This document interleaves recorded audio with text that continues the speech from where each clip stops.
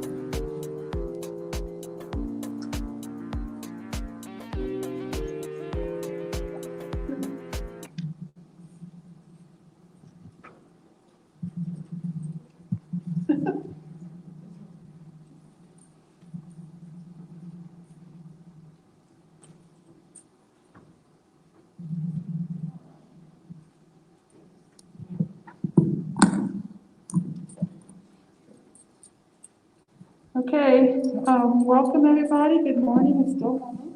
Not quite lunch afternoon yet. I'm Denise Tennyson. I am the director of the GIS division of ASPRS. And today's session, we're going to talk about women in GIS.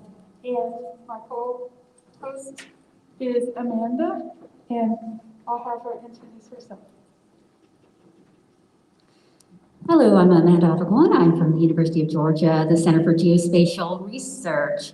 And I'd like to introduce our panelists who will be speaking on our panel. We have Margaret Madden, also from UGA, Center for Geospatial Research, Donna Carr, Oak Ridge.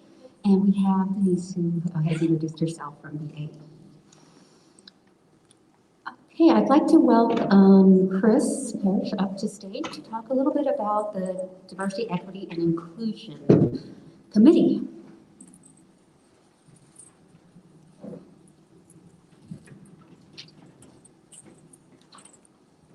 Thanks, Amanda and Denise, and I'll keep my part of this quite brief. So my name is Chris. As of 15 minutes ago, I'm the new ASPRS president. I just want to say that enhancing diversity, equity, and inclusion is a key goal of our society and our board moving forward. In the summer of 2020, so a couple summers ago, ASPRS stood up a diversity task force. This was early in the pandemic, also at a time when social justice issues were very much in the national spotlight. We started as a small group, but quickly built momentum. Dr. Donna Carr, who is also the newly elected vice president of ASPRS, was a co-chair of that task force. One of the things that we did was to develop a diversity statement for the society. And you can see that on the slides that Amanda and Denise have prepared. It says ASPRS values diversity as a strength of the geospatial professions and seeks to promote a culture of equity and inclusion. One of the other things we did was to add a DEI statement to the ASPRS Code of Ethics. And the importance of that, all ASPRS members are expected to uphold the ASPRS Code of Ethics, and those who attain ASPRS certification sign a statement saying that they're going to uphold the Code of Ethics of the society. And we felt it was important to have a DEI statement in that Code of Ethics. Something really exciting that just recently happened is that what was the Diversity Task Force has now become a standing committee of the society. So we now have a DEI committee. Amanda Aragon is the chair of that, and Ann Hilliger, who is also an ASPRS past president, is the deputy. So some of the other things that we plan on doing, in addition to this event at the virtual conference, which is going to be in March, we're also going to have a DEI session. We hope all of you can participate in. So with that, I do not want to take away any more time from Denise and Amanda. So thank you, and I'll turn it back over to both of you. Thank you. So we're going to talk about a quick rundown of our goals. So as Chris had mentioned, as we became a committee, we got together and discussed what is it that is going to benefit the society most. And what do we want to understand from our members that will help us embrace this idea of DEI? Our goals are to promote and develop a culture of diversity, equity, and inclusion. And we will do this through analyzing membership demographic data to identify key deficiencies, which will then lead to the needs and opportunities of our current climate. So stay tuned as we will continue to interact with our members, and we want to hear from you. All right, Denise, if you could just talk a little bit about how the GIS division is involved. So yeah, right now we're inviting lots of members to come and participate. We have monthly meetings. Our goal is to, of course, to promote GIS, contribute to the universal GIS innovation, share and contribute GIS knowledge to the association, and inform the GIS community of the new upcoming things. And so we will have our materials posted up on the ASPRS website.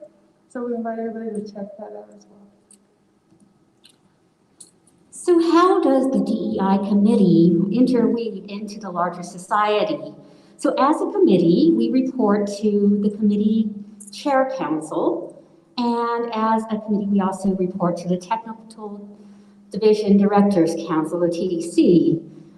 On our committee, we have Chris Parrish, who was the former chair and is now president of the ASPRS, who also has a voting right to the board of director, and Madonna Carr as vice president, who also has a voting right. In total, we have 4 influences of voting rights to the board of directors. Within the DEE, I represent the DEE as the chair. My position is a 2-year-long commitment, followed by Ann Hillier as a deputy chair, and we have several supporting members and outreach within the committee, and welcome all of you to join if you would like to contribute and join in our discussions. So during this event, we want to propose this idea of a photo collection, and we would like to embrace the idea of DEI through imagery, through capturing interactions of different members or different activities that are going on inside this ASPRS and in the workplace. If you don't mind taking a photo of the QR code there, and there is the link written out for those of you who would like to copy that down. You could upload your photos into our photo collection, and I believe we may even have a contest. So I'll just kind of pause for a second there. And these photos, we'll screen them and will appear on our website. We really want to highlight what's going on around our society that involves diversity, equity, and inclusion. Okay, I think everybody had one more photo. All right. And we will also share this on the webpage. So, but that may not go out until later on once we update it. Okay, so why is diversity important? Today, this session especially focuses on women in geospatial. And we start off by looking at women in STEM. When we look at STEM occupations, only 27% of the workforce is women. This is according to the latest census data. Now, if we break that down by demographics, we can see that there's even a smaller portion that is minority, which raises a bit of concern, and that's within the STEM field. So women still have a long ways to go, especially in the sciences, civil engineering and such. We can see that dispersion, and also median earnings are rather low for women. If we look at the efforts in population, we can see that there is a bit of a disadvantage in gender identity. All right, I am going to return the lecture back to Denise to run the panel. So as we said, we have 3 panelists today, Amanda, Vandana, and Marguerite, and we thank you for making the time to participate. So we have a couple of questions we're going to ask the panelists today. The first one is, what diversity challenges do you have or have you faced, and how did you overcome them? Marguerite, do you have a story to share? Thanks. I think I've been pretty fortunate, in my career. And I also just thought I'd start with some influences that really did help. And it started with my parents, and I think this is something all of us could think about. If you have children or nieces or nephews or neighbors or whatever, I think girls are often discouraged, or it could be just a comment like, "Oh, I could never do math," and it really can sink in. Girls can't do math, so my father was a civil engineer, and my mother was a math major in college. She was only two of female graduates in that program at the University of Vermont. So I did not get that message, and I think that really makes a big difference.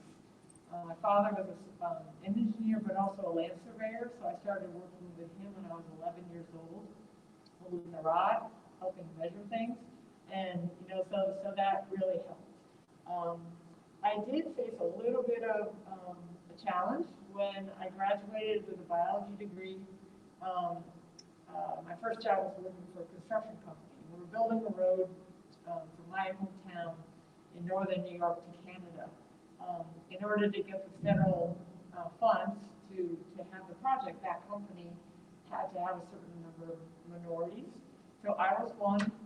Another woman who was an engineering student, who was also the daughter of the owner, a Native American young man from the reservation nearby, and two African American men that came from New York City, because we had a very homogeneous population there.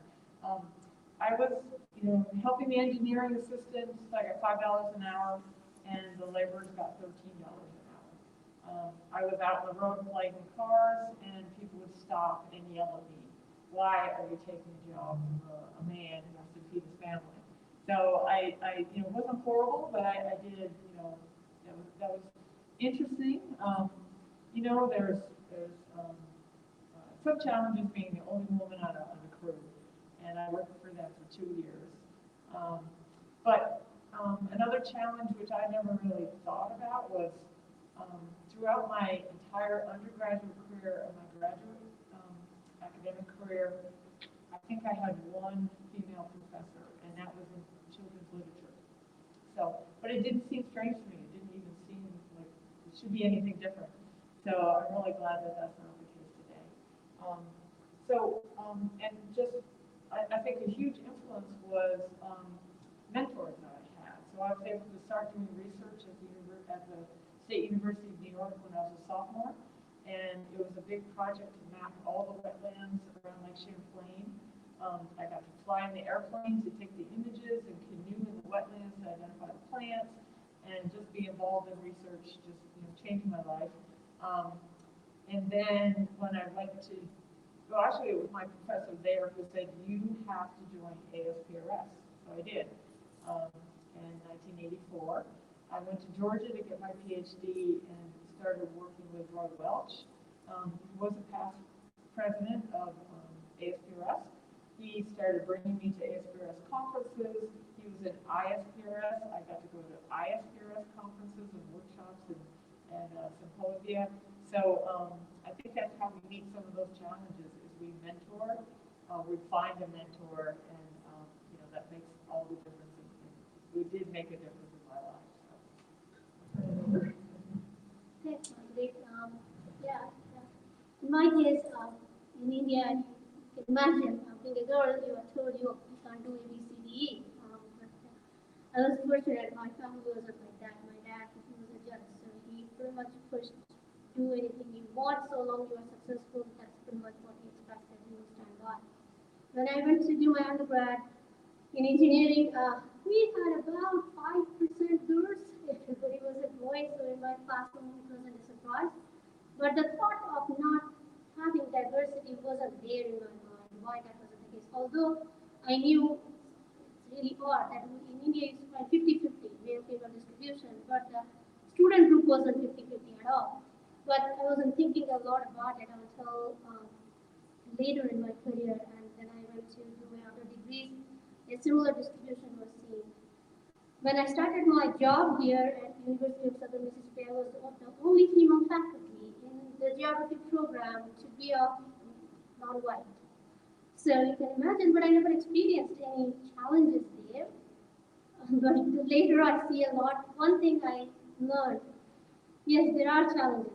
I'm not going to deny it. We don't have diversity, but having a mentor, when I was a student, master student, even back in India, my advisor, he pushed me to do the studies that I'm doing now. Like that time, UN had just started the International Disaster Risk Reduction that decade. So he pushed me to do my study. That has an impact with climate change and extreme weather impact. So that was the beginning for me to venture into that space. Then when I came here, my advisor at SUNY Albany, he was a radar specialist. He was like, okay, you need to join just so you know what is going on in the society and get to know a lot of your peers. So that's how I started, and the same happened in my PhD. My advisor, my course, and history.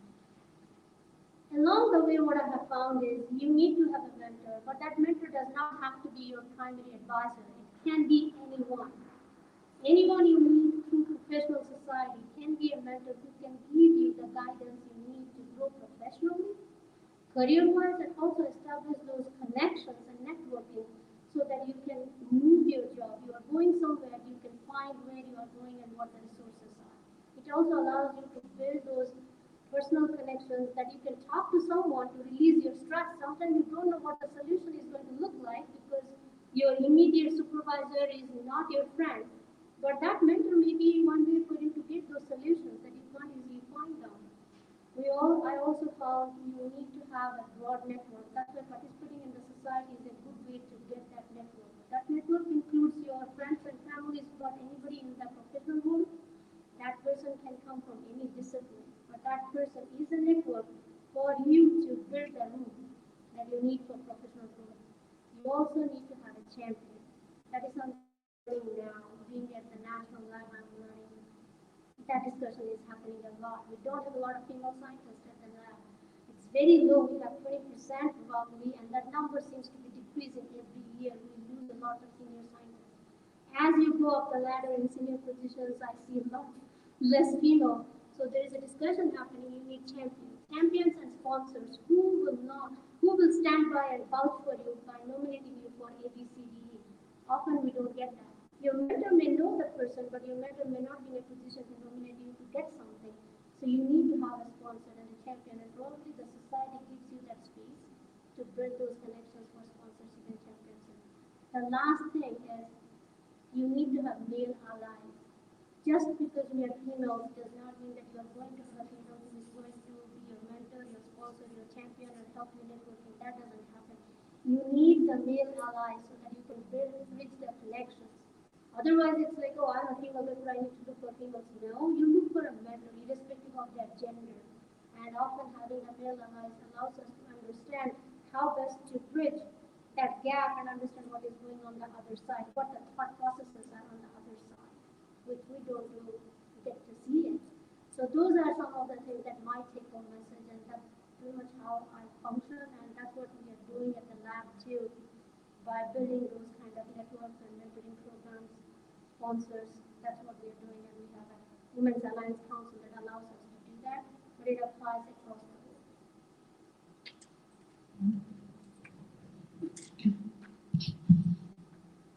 I echo so much of what Margaret and Madonna has said, and my story started very similar with a father who was very encouraging, and he was an engineer, he was a mechanical engineer, and he always encouraged me to follow my passion. He said, you may not want to be an engineer, but I want you to do what is right for you, what you feel is the place to be. And as a kid, I would build model rockets with him, and we'd work on science fair experiments, and it was never being a woman that was discouraging. He supported what I wanted to do as growing up into an adult. Later on, I got my first job with the Forest Service, which was a student internship after my freshman year. And on the crew I was working with, there were 14 on the crew, and only 2 were women. And I was very discouraged because the men, they were allowed to use the chainsaws and the ATVs, and I only had a little leaf cutter. So my job was to go down the fence line and cut the leaves and branches while the men used the chainsaws and the heavier equipment. And it was never encouraged me to ask about having a job where I could use a little bit more power or even my knowledge to help in the projects that we were given. uh, I didn't realize that at the time that that was a disadvantage. And as I continued in my schooling, I had a lot of downfalls where I was discouraged to seek that higher level of education because there really wasn't support. Not until I got my first job with the Los Alamos National Labs, I started working there, and everyone around me had really cool jobs, and I had just come out of my undergraduate as an environmental scientist. But looking around me, it was only less than 10% were women. I remember taking the bus from Santa Fe, which is where I lived at the time, to Los Alamos, and it was a bus full of men and maybe one or two women who worked at the labs, all scientists, engineers. So I decided it was time for me to seek that higher level of education and do the cooler jobs that everybody else was around me. It didn't matter whether I was a woman or not, but as I decided to return to grad school, it didn't stop me.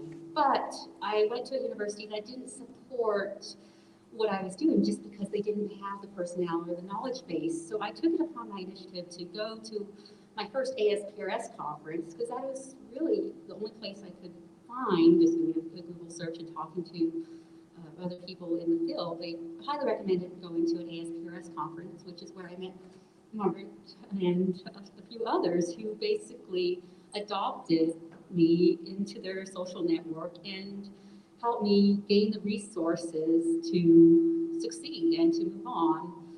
And just like Madonna said, you really need to find that strong mentor or somebody who is in your profession, who has been there, who has done the things that you want to do, and connect. It may be a little hard as a student to reach out to some of the people that you admire because it can be a little tricky, it can be a little intimidating. But once you start talking and people listen, people want to tell their stories, people want to share their experiences. And I found that when you are in that network, it's a bit of a comfort, but it's also a bit of a support system. And building those supports really bring you up to a level that you can thrive and survive. And now, as I'm completing my PhD, I realize that there are just so many more doors open when you speak out, when you start asking questions. If you're uncertain of something, ask somebody who may know the answer. Don't be afraid. And I think that is a problem we've seen, especially with women, is women are sometimes afraid to seek that advice, or we've been told, don't open your mouth, you're supposed to stay quiet. But that whole stigma should be gone. We should continue to speak up and ask the questions that we need to know. So that is, yes. Sounds good. So for that question, it seems like mentorship, sponsorship, and speaking up are the key points for women in the specific field, right? And I think everyone can agree to that. And with that, ASPRS is starting to promote mentorship again, so that's a good thing. The second question here is a little more specific. It says, tell us about a time when you were challenged by a situation where others were behaving inappropriately or uncivil, in an uncivil way. And how did you react to it, and did you do anything, in response to that, or did you hold yourself back, and how do you feel about that? So I don't think I've ever really been in that situation. But I have, it's been interesting being involved at the international level in ISPRS because that's where I learned that that this experience, the experience that we have, the challenges are different in different cultures, different parts of the world. And so one kind of uncomfortable situation was I was in a session and I was talking about trying to organize something for the upcoming Congress. I wanted to do something like this with a panel, and, thinking that everybody shared my own experience or ideas, and we all want to speak up and, make a space for women to be able to talk about their challenges. And somebody from another country, that was from a European country, got very angry and said, why? Why are you doing this? Why are you always bringing this up? You're emphasizing the differences. We're past that now. And I was kind of taken aback, and it, was an eye-opener for me, like, oh, maybe in Europe it is very different, and now they have a lot of support and childcare and resources and equality, that maybe I wasn't experiencing in the United States. But then I spoke with a young woman from India. She had her master's degree. She was really interested in getting her PhD, but she said, I can't. I'm getting married. I'm expected to really move into my husband's family, and I have duties. I have to prepare, the meals and celebrations, and I can't do something on my own for myself. And so I just, some of those experiences have taught me that it's not the same everywhere. It's not the same for everybody. And I think I didn't really speak up for her. I wish I had, or I wish I could do more to create a forum or a platform, for more people to tell their stories. So I'm really happy that I think you're doing that now. I have been, unlike Margaret, I have been personally in that situation. And as I said, when I was in academia, I didn't experience that. Maybe academic world is a lot more liberal than the national lab where I am now. And I was on the receiving end of bias and discrimination and harassment to some extent. And what I realized is I got to experience that only when I was growing up the ladder.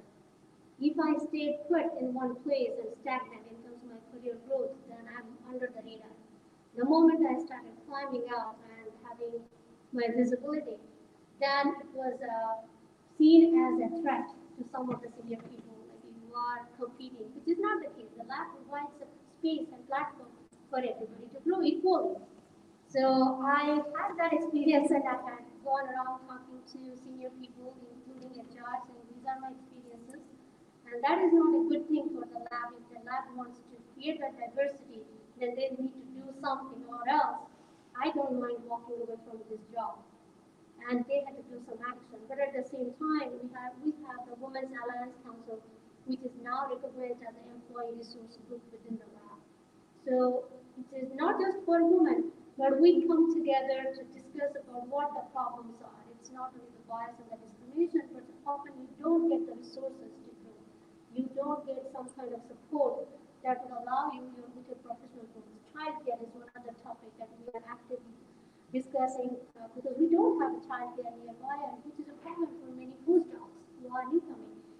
Then mentoring is another. We are actually rolling out a new mentoring program. We just finished enrollment for that one. So we are doing a lot of activities to increase the visibility of the problems, but also coming up with solutions. And I'm actually organizing a women's leadership workshop next month, where we are inviting leaders. We have a new deputy for science and technology coming from another lab, Lawrence Berkeley lab. She is a very well-known hypothesis. So they are from DOE. DOE has a lot of diversity initiatives. So we are bringing those in to talk about how they address the problems from their personal experience, as well as what are the plans in place at the federal level, as well as in other labs, that we can mimic within our lab to help with leadership growth. You don't have to be just a scientist. You can go and become a leader and maintain both paths. So that's some of the activities that we are doing.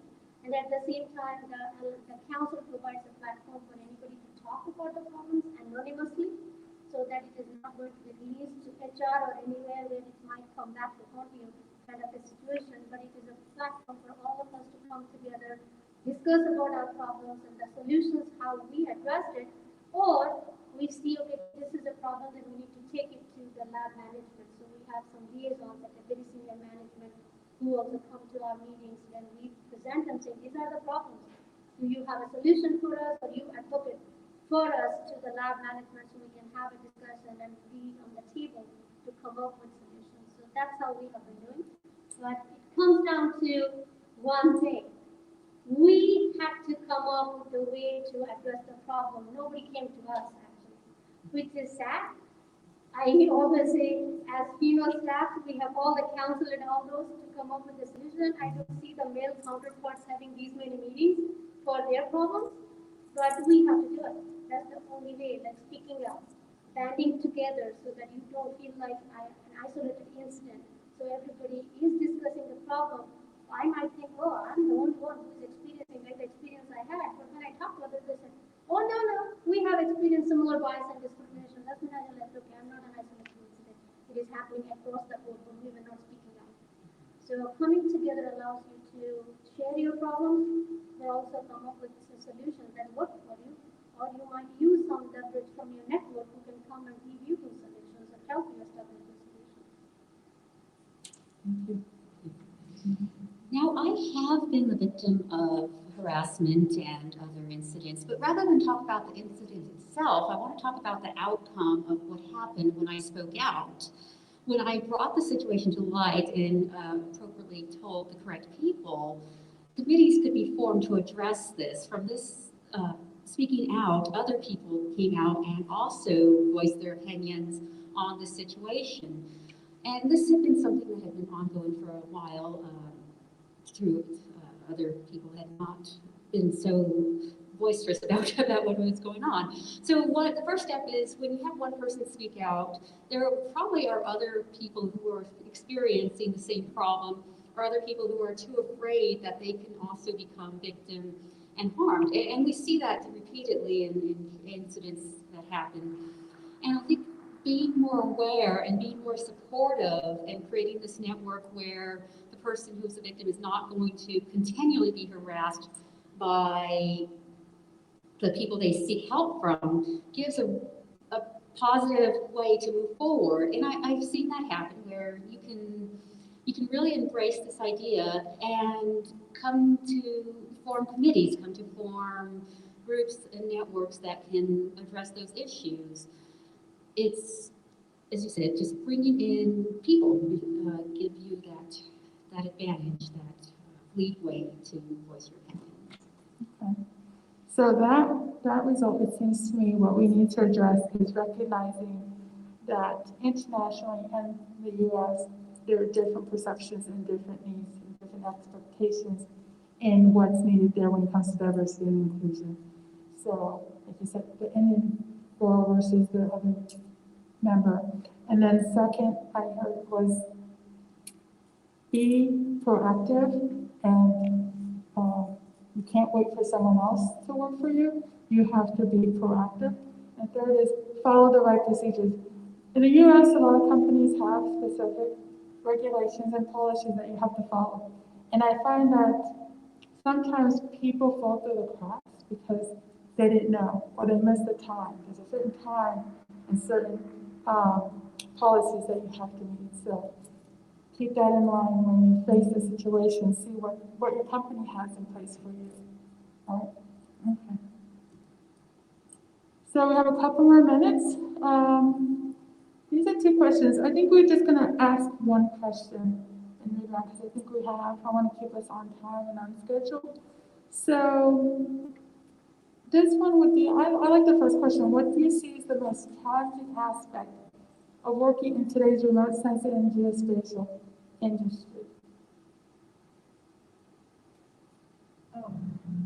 I think today, what I see as a professor is a lot of different avenues for innovation involve coding, programming, and I think some women might feel disadvantaged or daunted by that. And I would just say, embrace every kind of tutorial and opportunity you have to learn coding, to use platforms like Google Earth Engine, and just really just dive into it yourself and seek help from your peers. because I think that that's fundamental to a lot of the AI opportunities that we have going forward. So don't be afraid of it. Just jump in. For me, there are few points, and at the other side of academic world where the workforce is, I see that it is much more transdisciplinary. It is not just one area that you need to be an expert on. You need to be aware of what is going on in the other areas. Remote sensing and GI science, they are applied in every discipline, which means you need to pick one area where you can apply it, not just know the concepts, but the application of it. That allows you to be able to interact with others to build your career and advance your research. And then I agree with Margaret about being able to do programming. Don't shy away from it. That is what where the next step is going. Automation is the place when we all are going. So doing it. And the third point is take advantage of your society participation, because we have all the divisions in the society. We have 7 divisions starting from remote sensing to US to photogrammetry to GSI that allow you to learn about not just the fundamentals but also the applied side of it. Take advantage of those membership to learn what is going on out in the world, where the state of the art is, where the technology is going, what the next step is going to be, and that will allow you to build those cross-lateral connections from a learning perspective as well as from finding a job where you can go. So it applies to irrespective of your gender. It applies to everyone interested in remote sensing and GI science world. I agree that one of the most challenging things that we face is the communication factor, being able to communicate this highly technical field that we're in, and even across or even within our own discipline, being able to share that information or being able to communicate what is actually going on. And this maybe for women, but this may be for everybody as well, that being able to have a strong voice and understand how you may understand what you're talking about, but not everyone around you may understand the language or the nomenclature that you use. But as you get involved with the community, as you get involved in presenting and becoming more comfortable in sharing that information, it gets easier and easier. And I think being part of this network, being part of a group, helps you understand how to share that knowledge and how to embrace those ideas that are, especially the new innovation that's coming into the field, because we're constantly revolving. And it can be a little shaky at first, and I want to use an example of, like I mentioned, my father was a very strong figure in my life, and I didn't know until later on, as I was more into my career, that he faced challenges, but never shared it with his family, with us. He speaks with a very strong Spanish accent, and he would tell me he would actually get teased at work because of his accent, and I had not known of that growing up, but he never really let that hold him back. And so when he told me, I realized, I speak up, stand up. My father, who I'd always admire, I never saw that side of him until I was older, and I think we all hold that with us. There's something that we always hold and carry, but don't let that be the barrier that keeps you back from anything you're doing. Mm-hmm. So I have 2 numbers up here, so we do have time for another question. So on the computer it said 15 minutes had passed, but we didn't pass 15 minutes. So that's why I looked at myself. So let's go to the second question, because I'm always curious. How do people self-empower themselves? I know I talk to myself and I'm like, I can do it. But what other things do you think women in this field can self-empower specifically? So one thing I think is building confidence, and a way to build confidence for me is, for example, I decided that I would go out with the crews that were collecting drone imagery, but I would always be the assistant. I was always handing things to whoever was flying, and I decided that I need to learn how to fly a drone, but I don't want to do it in front of anybody. So I bought a small secondhand drone, and I waited until everybody had left the research site, and I brought it up, and I took images and ended up making ortho images that actually worked, but I had to do that, by myself first. And so, if you do that enough times, then I think I'd be ready for prime time and have other people around. But, it's just one little example, but find what works for you and, build your confidence. Yeah, self-empowered is a good question. I have never been a shy person when I was a kid. So I think by nature I'm just like that. I was never stage shy too. I didn't have that one. But often what I realized is if I didn't know something, like Margaret said, I will make sure that I know about it before I get to the meeting. I never wanted to be on the disadvantaged side when I didn't have anything to contribute. Self-empowered means you must be confident. You don't have to be the one talking all the time. You are the one who knows about it. You can contribute intellectually to the discussion. Often I am in meetings when somebody is talking because that person has a tendency to talk. But that does not mean that person knows a lot. So self-empowerment, you are confident, your knowledge base is very strong, and you know about the topic and you can contribute to the topic. But that is what is needed. Not that you have to be someone who's vocal all the time. You also can self-empower yourself by interacting with different groups of people. They don't have to be from the same area of your research, same area with the similar interests. But if you interact with people of different interests, and that allows you to build that confidence because you would be answering questions about your discipline, which would push you to know more than you have known. So that will also build your confidence. So that's generally my two cents. I feel like there's been so many good points that have been said already that I'm just echoing everything but yes, building your self-confidence, just don't be afraid. Don't be afraid to try something new. Maybe it might be out of your comfort zone. When I decided to start flying lessons and take on this idea of becoming, I'm still a baby at this, but I stepped into a world that was unknown to me and found out that there weren't very many women who did this. But that didn't occur to me until I got into this world where no one stopped me. No one stopped me from doing this. And when I looked around, I thought, wow, I am different here. But I didn't realize that until I jumped into that loop. So don't be afraid to try new things.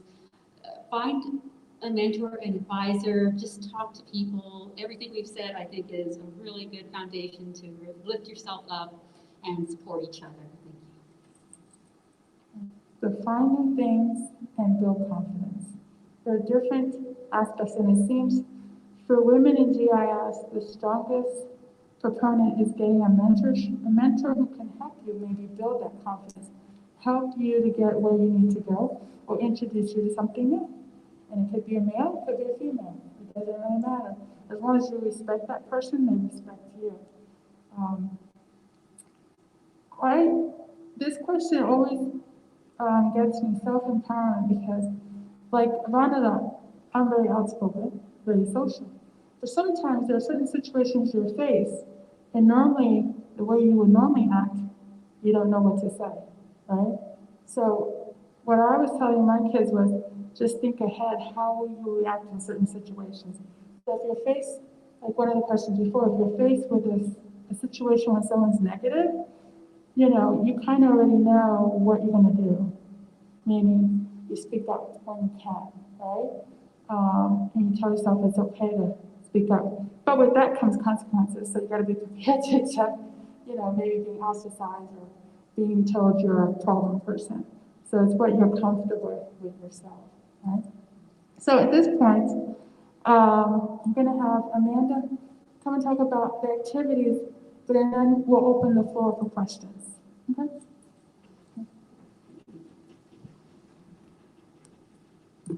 So this may be one of our very first public outreaches from the DEI committee.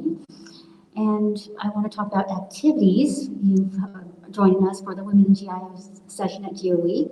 As mentioned, we will continue the discussion of DEI through our virtual conference in March. And we have plans for future speakers to come and share their DEI experiences, possibly some open panel discussions, and everything that's focused around DEI topics. So we welcome everybody to email us, diversity@asprs.org. I'll just kind of move on to this slide. And if you have any questions or comments, okay, I guess we'll open it up to the audience to ask questions. No one? Anyone? Well, I have a question. So I know Marguerite seems natural because your parents in your field that you were holding things and helping your dad. But if you didn't do that job, what other industry would you think you would have done? So if I didn't have that encouragement, well, that's so hard to think of that, that's not part of my world, part of my experience. But I do know there have been times when I've been discouraged, or I was taking a public, I was in graduate school, I was supposed to give a seminar, and I was very shy, and I didn't want to talk to people, but I had prepared, and I froze when I gave it.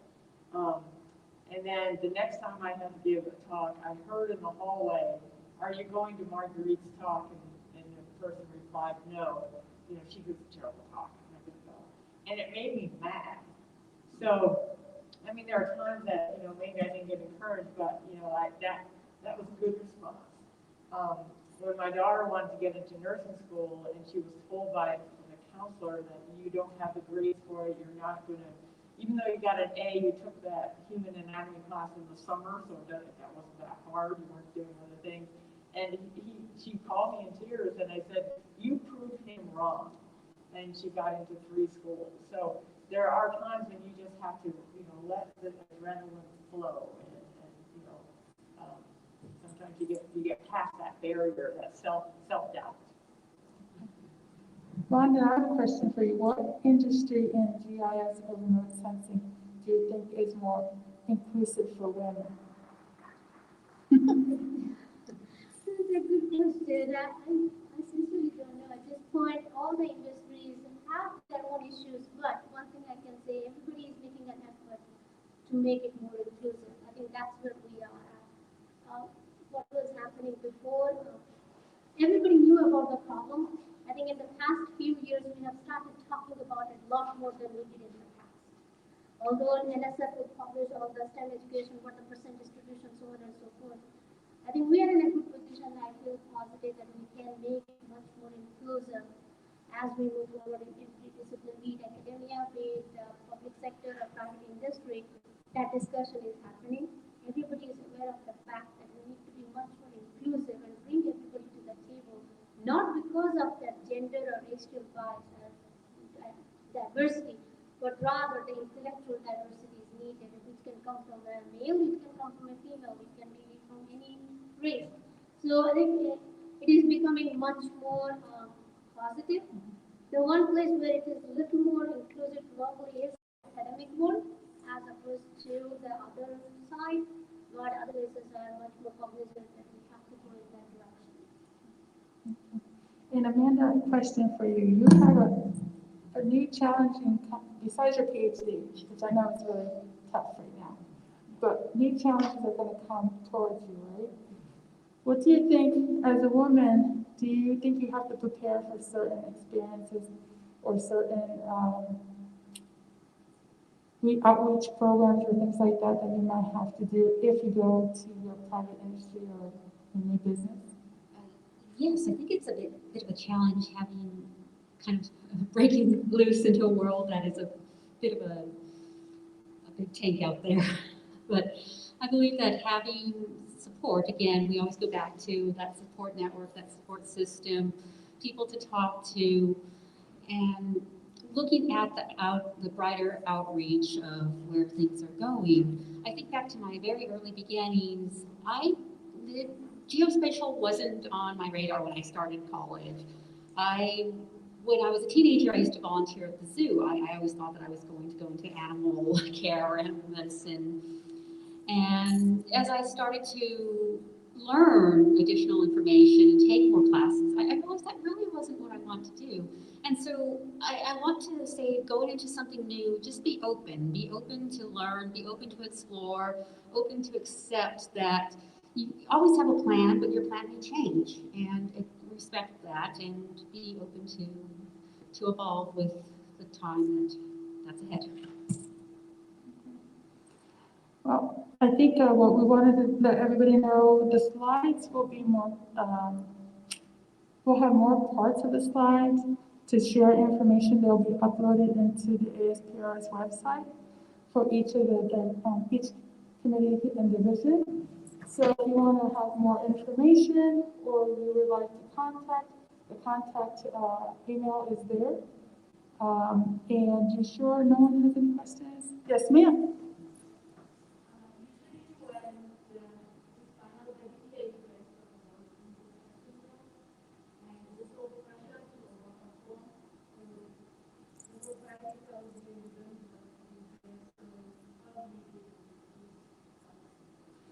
So how to deal with overperforming and the stresses?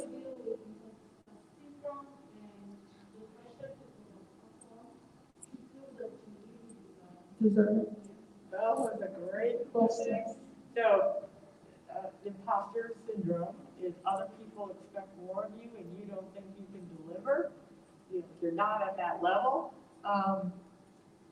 Yeah, I don't want to say you have to fake it, but you have to just realize that it's your own self-doubt that's causing that. And it's easy to say, believe in yourself and push past that, but you really have to. You have to make a conscious effort to trust that the people who believe in you, that you believe in yourself as much. So, yeah.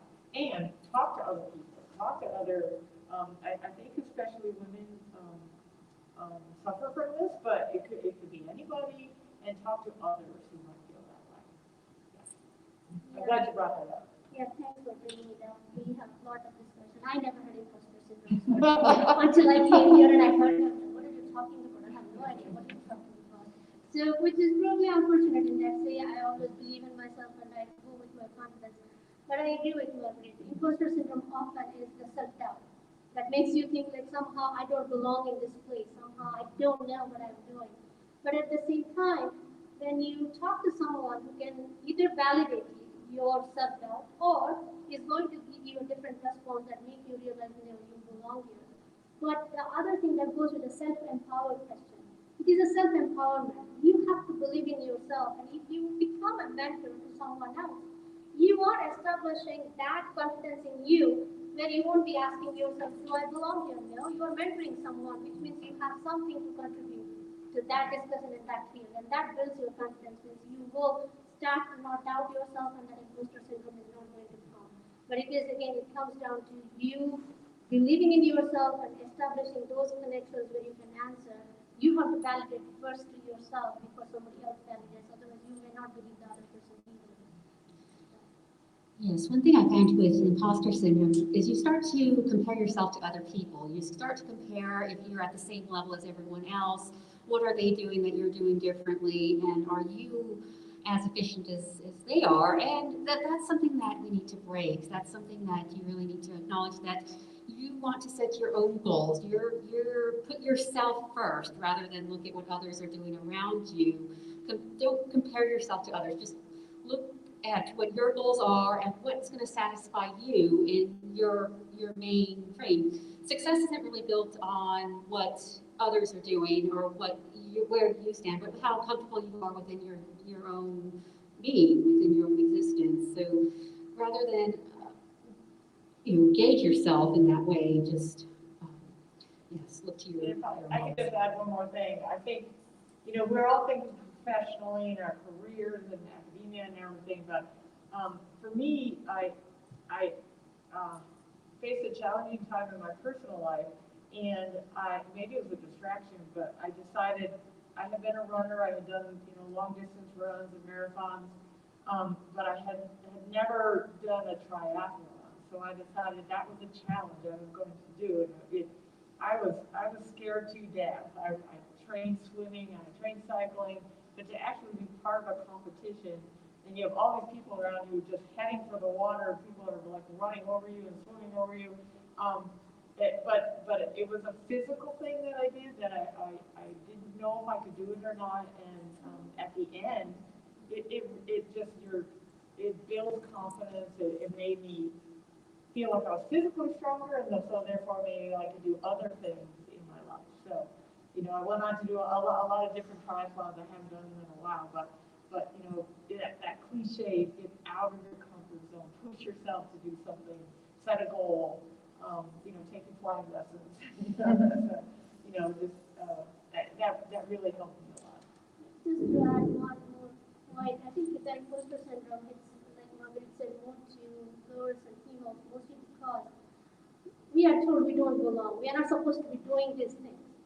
And that's what, so it comes down to the cultural aspect of it. It is the self-doubt is always stemming from the cultural thing that has made you realize somehow you don't belong there and you are not able to cross the boundary. So we need to do a cultural change, because we have to accept what I have. It's like, I remember telling one of my colleagues, you cannot expect somebody who is a gynecologist to become a cardiologist tomorrow morning. That's not how it functions. You always have an expert in one thing and one thing only. You know other things in your surroundings that allows you to build those transdisciplinary research, but you know something and you know it, that's it. So long you have that confidence that allows you to build the barrier, like to break the barriers and come out of your shell, but it is a cultural change. And so the DEI initiative that we have in the society and other places is a way for us to overcome those cultural barriers. I think too, the one thing is to surround yourself with positive influences. Sometimes it could just be your sister, your husband, your cousin, your mom, and they don't think that you belong somewhere. But inside of you, you do. And it's trying to fight those influences. And so when you find a mentor, you find a friend, that they encourage you and they push you to where you need to be. I think that helps as well.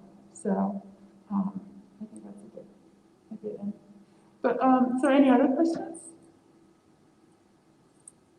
No? Okay. Well, then I want to thank our panelists today to share their stories, their ideas, their comments. And thank you for coming to hear them speak and sharing with us. And that's the end of our session. 12:30.